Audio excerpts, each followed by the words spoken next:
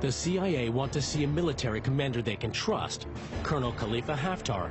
The Americans want Haftar to go back to Libya, to join the fight, to professionalize the rebellion. Once a senior leader in the Libyan army, taking on Gaddafi is personal. 254 people have died in the devastating terrorist bombing of Pan Am Flight 103 over the Scottish town of Lockerbie. Like the earlier bombing of a Berlin disco and gun attacks on civilians in European airports, the Lockerbie attack carries all the hallmarks of an operation by unhinged Libyan dictator Muammar Gaddafi. Gaddafi is deliberately and openly targeting Americans abroad. In the wake of a failed U.S. military operation to eliminate him, the CIA now turns to a new strategy.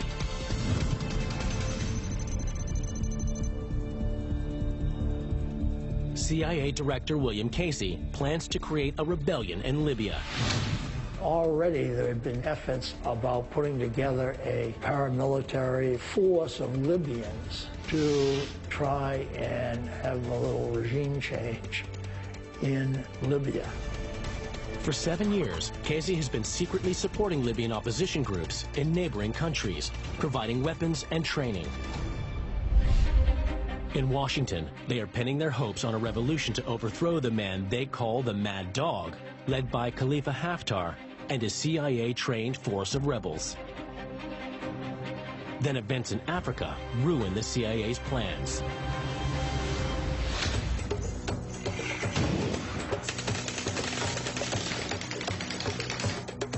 In 1990, the pro-American government of Libya's neighbor, Chad, is forced out and replaced by a new president who is hostile to the U.S.-backed Libyan rebels.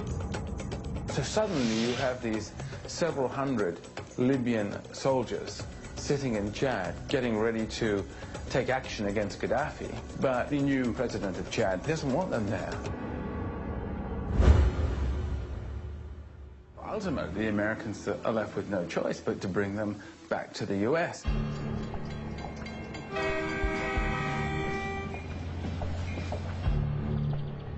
The man the CIA want to lead a Libyan rebellion settles in suburban Virginia, only a short drive from CIA HQ in Langley. His men are settled across the country in 25 different states.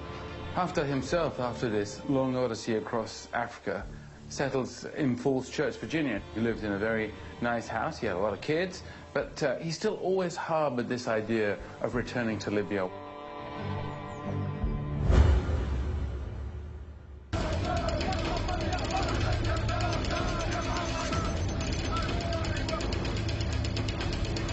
A new opportunity for the CIA to deal with Gaddafi arises: the Arab Spring. Inspired by revolts in Tunisia and Egypt, popular protests break out across Libya. In February of 2011, as the Arab Spring takes off, it finally percolates through, if you like, to Libya, and a protest in Benghazi gets out of hand and quickly becomes an uprising.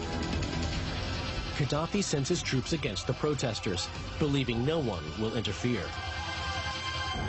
Gaddafi probably in 2011 had concluded that he was going to be okay, that the Americans would not move against him. The CIA have always viewed Gaddafi as a clear and present danger to the U.S. Now, seizing the chance to remove him, the agency springs into action. It is time for Khalifa Haftar, the former commander of the anti-Gaddafi rebels, who has spent 20 years languishing in suburban America, to return to Libya. 1 month into the rebellion, Haftar arrives in Benghazi with a handful of his officers to cheering crowds. Within weeks, he is installed as the commander of the rebel forces. The CIA needed trainers to help this ragtag army that was forming. That's what Khalifa Haftar was there to do, to help organize an otherwise completely disorganized rebellion. With their preferred man in charge, the CIA is better placed to steer the Libyan rebellion.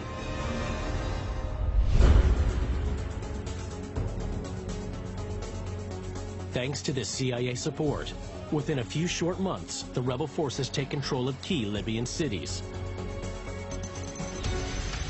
After 6 months of heavy fighting, the Libyan capital falls to the rebels, and Gaddafi goes into hiding.